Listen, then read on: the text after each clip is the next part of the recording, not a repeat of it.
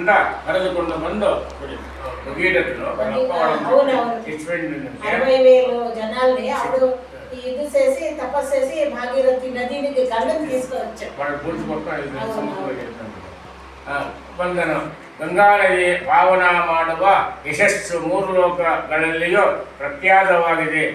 ಸಾಗರನ ಯಾವ ಪುತ್ರರು ಭಸ್ಮಭೂತರಾಗಿದ್ದರೋ ಅವರನ್ನು ಗಂಗಾ ನದಿಯ ಸ್ವರ್ಗಲೋಕಕ್ಕೆ ಕರೆದುಕೊಂಡು ಹೋಗಿದೆ.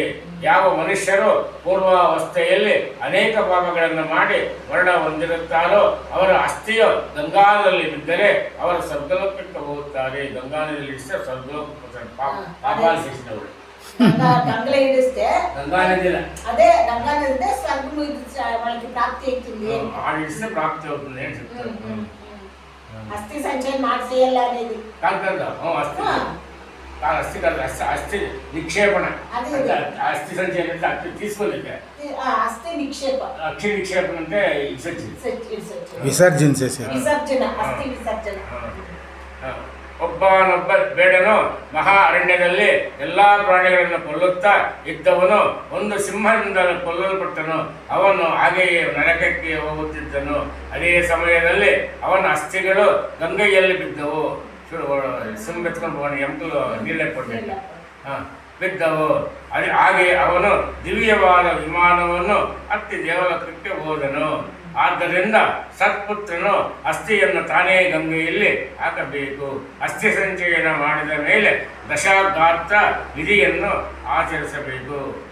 ದಶಶಾರ್ಧ ಯಾರಾದರೂ ವಿದೇಶದಲ್ಲಿ ಅಥವಾ ಮಹಾರಣ್ಯದಲ್ಲಿ ಚೋರರಿಂದ ಮೃತನಾಗಿದ್ದರೆ ಮತ್ತು ಅವನ ದೇಹವು ಸಿಗದಿದ್ದರೆ ಆಗ ಮರಣದ ಸುದ್ದಿಯನ್ನು ಹೇಳಿದ ದಿನವೇ ದರ್ಬೆಯಿಂದ ಬೊಂಬೆಯನ್ನು ಮಾಡಿ ಹಿಂದೆ ಹೇಳಿದ ರೀತಿ ಎಲ್ಲಿ ಕೇವಲ ಅದನ್ನೇ ದಹಿಸಬೇಕು. ಅದರ ವಸ್ತ್ರವನ್ನು ತೆಗೆದುಕೊಂಡು ಗಂಗಾಜಲದಲ್ಲಿ ಹಾಕಬೇಕು. ಶವಂ ಸಿಕ್ಕು ತಿಳಿಸಿಟ್ಟೆ ದರ್ಬಲ ವರ್ಷಾಕಾರ ಬೇಯಿಸಿ ಕಾಯಿಸಿ ಇಡಲಂಟ. ಅದೇ ದಿನದಿಂದಲೇ ದಶಗಾತ್ರ ವಿಧಿ ಮೊದಲಾದ ಕರ್ಮಗಳನ್ನು ಮಾಡಬೇಕು.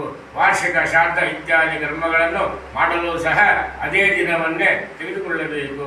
ಪೂರ್ಣ ಗರ್ಭವತಿಯಾದ ನಾರಿಯರು ಮೃತಳಾದರೆ ಆಗ ಅವಳ ಹೊಟ್ಟೆಯನ್ನು ಕತ್ತರಿಸಿ ಮಗುವನ್ನು ಹೊರಗೆ ತೆಗೆದು ಅದನ್ನು ಭೂಮಿಯಲ್ಲಿ ಊತು ಹಾಕಿ ಅವಳನ್ನು ಮಾತ್ರ ದಹಿಸಬೇಕು. ಬಿಟ್ಟೆ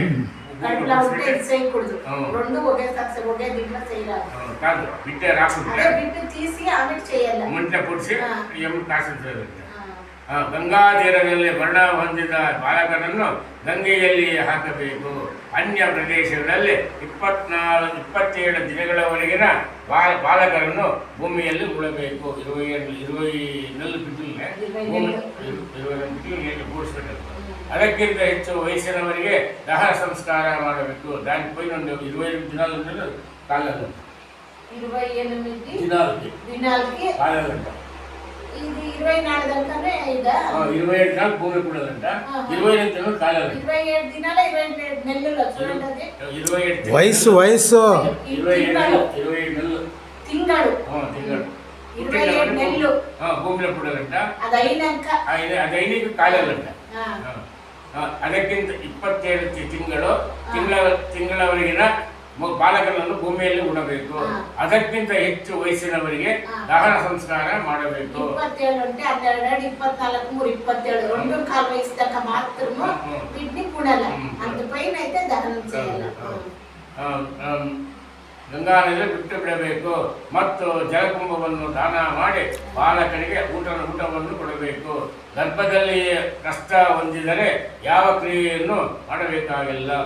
ಗರ್ಭದ ಪರೀಕ್ಷೆ ಶಿಶುವು ಮರಣ ಹೊಂದಿದರೆ ಹಾಲನ್ನು ಕೊಡಬೇಕು. ಬಾಲಕನು ಮರಣ ಹೊಂದಿದಾಗ ದಾನವನ್ನು ಪಾಯಸ ತಿಂಡಿಗಳನ್ನು ಕೊಡಬೇಕು. ಕುಮಾರಾವಸ್ಥೆಯಲ್ಲಿ ಮೃತನಾದರೆ ಬಾಲಕನಿಗೇನು ಭೋಜನ ಕೊಡಬೇಕು. 5 ರಿಂದ 14 ವರ್ಷಗಳ ಒಳಗಿನ ವಯಸ್ಸಿನ ಹುಡುಗನು ಮೃತನಾದರೆ ಬಾಲಕನ ಜೊತೆಯಲ್ಲಿ ಬ್ರಾಹ್ಮಣರಿಗೂ ಊಟವನ್ನು ಹಾಕಬೇಕು. 5ಕ್ಕಿಂತ ಹೆಚ್ಚಾದ ಯಜ್ಞೋಪವೀತ ಸಹಿತನಾದ ಅಥವಾ ಯಜ್ಞೋಪವೀತ ರಹಿತವಾದ ಬಾಲಕನು ಮೃತನಾದರೆ ಪಾಯಸದಿಂದ ಅಥವಾ ಬೆಲ್ಲದಿಂದ ಕ್ರಮವಾಗಿ 10 ಪಿಂಡಗಳನ್ನು ಕೊಡಬೇಕು. ಪೌಗಂಡರಿಗೆ ಏಕಾದಶ ವಿಧಿ ಮತ್ತು ದ್ವಾದಶ ವಿಧಿಗಳನ್ನು ವೃಷೋತ್ತ ಸರ್ಗ ಮತ್ತು ಮಹಾದಾನಗಳನ್ನು ಮಾಡದೆ ಕರ್ಮಗಳನ್ನು ಆಚರಿಸಬೇಕು. ದಾನ ಅಲಿಕೊಂಡ್ರೆ ಸೇರಿಸ್ತದೆ. ತಂದೆಯು ಬದುಕಿರುವಾಗ 5 ರಿಂದ 14 ವಯಸ್ಸಿನ ಹುಡುಗನಿಗೆ ಸಪಿಂಡಿನ ವಿಧಿಯನ್ನು ಮಾಡದೆ 12ನೇ ದಿನ ಅವನ ಏಕೋದಿಷ್ಟ ಶ್ರಾದ್ದವನ್ನು ಮಾಡಬೇಕು. ತಂಡ್ರ ಮುಖ ಕೊಡುಪಡಿಸಿ 5 ಇಂಚು 12 ವರ್ಷಕ್ಕೆ ಏಕೋದಿಷ್ಟ ಶ್ರಾದ್ದ. ಸ್ತ್ರೀಯರಿಗೆ ಮತ್ತು ಶೂದ್ರರಿಗೆ ಯಜ್ಞೋಪವೀತದ ಸ್ಥಳದಲ್ಲಿ ವಿವಾಹವನ್ನು ಹೇಳದೆ ಯಜ್ಞೋಪವೀತದ ಮೊದಲು ಎಲ್ಲ ವರ್ಣದವರಿಗೂ ಒಂದೇ ರೀತಿಯಲ್ಲಿ ಕ್ರಿಯೆಯನ್ನು ಆಚರಿಸಬೇಕು. ಸ್ವಲ್ಪ ಕರ್ಮಗಳ ಪ್ರಸಂಗಗಳಿಂದ ಸ್ವಲ್ಪ ವಿಷಯಗಳ ಬಂಧನದಿಂದ ಸ್ವಲ್ಪ ವಯಸ್ಸಿನ ದೇಹದಲ್ಲಿ ಕ್ರಿಯೆಗಳನ್ನು ಸ್ವಲ್ಪವೇ ಇಚ್ಛೆ ಪಡುತ್ತಾನೆ. ಕಿಶೋರಾವಸ್ಥೆಯಲ್ಲಿ ತರುಣಾವಸ್ಥೆಯಲ್ಲಿ ಶಯ್ಯಾದಾನವನ್ನು ವಿಶ್ವಸರ್ಗ ಹೋಮ ಮಾಡುವುದರಿಂದ ಮೊದಲಾದವುಗಳನ್ನು ಪದದಾನ ಮಹಾದಾನಗಳನ್ನು ಮತ್ತು ಗೋದಾನವನ್ನು ಮಾಡಬೇಕು. ಎಲ್ಲ ಸನ್ಯಾಸಿಗಳಿಗೂ ದಹನ ಸಂಸ್ಕಾರವೂ ಇಲ್ಲ. ಉದಕ ಕ್ರಿಯೆಗಳು ಇಲ್ಲ. ಪುತ್ರಾದಿಗಳ ಅವರಿಗೆ ದಶಗಾತ್ರ ವಿಧಿ ಮೊದಲಾದವುಗಳನ್ನು ಮಾಡಬಾರದು. ದಂಡವನ್ನು ಹಿಡಿದ ಮಾತ್ರದಿಂದಲೇ ನರನು ನಾರಾಯಣನಾಗುತ್ತಾನೆ. ತ್ರಿದಂಡವನ್ನು ಧರಿಸಿರುವುದರಿಂದ ಅವನಿಗೆ ಪ್ರೇತತ್ವ ಉಂಟಾಗುವುದಿಲ್ಲ. ಜಿಎಸ್ ಅವನಿಗೆ ದಹನ ದೇಶ ಬಂದಿದಂತ ಕುಡಿಸಿದ್ವಿ.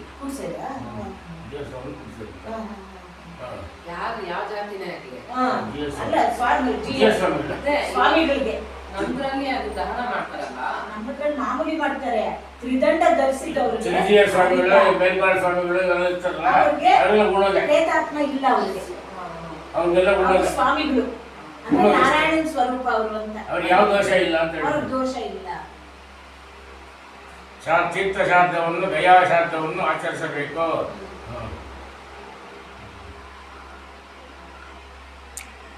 వాళ్ళకి అగ్ని సంస్కారం లేదు, భూ సంస్కారం చేయాలి. ಗರುಡ ಹಂಸ ಪರಮಹಂಸ ಕುಟೀಚಕ ಮತ್ತು ಬಹುದಕ ಸನ್ಯಾಸಿಗಳನ್ನು ಮರಣ ಹೊಂದಿದ ಮೇಲೆ ಭೂಮಿಯಲ್ಲಿ ಸ್ಥಾಪಿಸಬೇಕು. వాళ్ళు సన్యాసత్వం తీసుకున్నాక వాళ్ళకి ఇది లేదు, ఇది అంటే లేదు. ಯಾವ ಸ್ಥಳದಲ್ಲಿ ಗಂಗೆ ಮೊದಲಾದ ನದಿಗಳು ಇಲ್ಲವೋ ಅಲ್ಲಿ ಮಾತ್ರ ಪೃಥ್ವಿಯಲ್ಲಿ ಸ್ಥಾಪಿಸಬೇಕೆಂದು ಹೇಳಿದೆ. ಎಲ್ಲಿ ಮಹಾನದಿಗಳು ಇವೆಯೋ ಅಲ್ಲಿ ಆ ದಿನದಲ್ಲಿಯೇ ಪ್ರವಾಹಿತಗೊಳಿಸಬೇಕು. ಇಲ್ಲಿಗೆ ಗರುಡ ಪುರಾಣದ ಸಕಲ ಶಾಸ್ತ್ರಗಳು ಸಾರೋದ್ಧಾರ ವಿಭಾಗದಲ್ಲಿ ದಹನ ಮತ್ತು ಅಸ್ಥಿ ಸಂಚಯನ ಕರ್ಮಗಳ ನಿರೂಪಣೆ ಎಂಬ 10ನೇ ಅಧ್ಯಾಯ ಮುಗಿಯಿತು. ಅದು ಅಧ್ಯಾಯ